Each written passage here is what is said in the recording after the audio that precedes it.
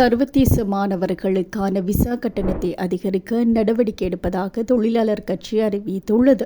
அதன்படி பல தேர்தல் வாக்குறுதிகளை நிறைவேற்ற நிதி வழங்கும் என்று கூறப்படுகிறது.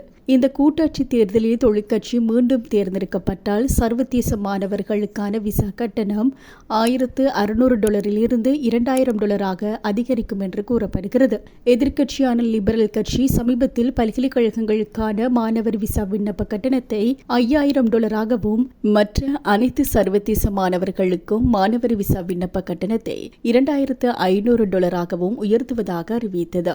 தேர்தல் பிரசாரங்களின் போது அளித்த வாக்குறுதிகளை நிறைவேற்ற முக்கிய கட்சிகள் எவ்வாறு நிதி திரட்ட திட்டமிட்டுள்ளன என்பதை இது காட்டுகிறது. பொருளாதார மற்றும் நிதி தொடர்பான கூட்டு செய்தியாளர் சந்திப்பில் பொருளாதார மற்றும் நிதி அமைச்சர் ஆகியோர் மாணவர் விசா கட்டணங்களை அதிகரிக்கும் முடிவை அறிவித்தனர். இது வரவிருக்கும் பட்ஜெட்டில் $1 பில்லியன் சேமிக்க முடியும் என்பதை குறிக்கிறது. அதன்படி மாணவர் விசா கட்டணம் இந்த ஆண்டு ஜூலை 1 முதல் $2000 அதிகரிக்க உள்ளமை குறிப்பிடத்தக்கது.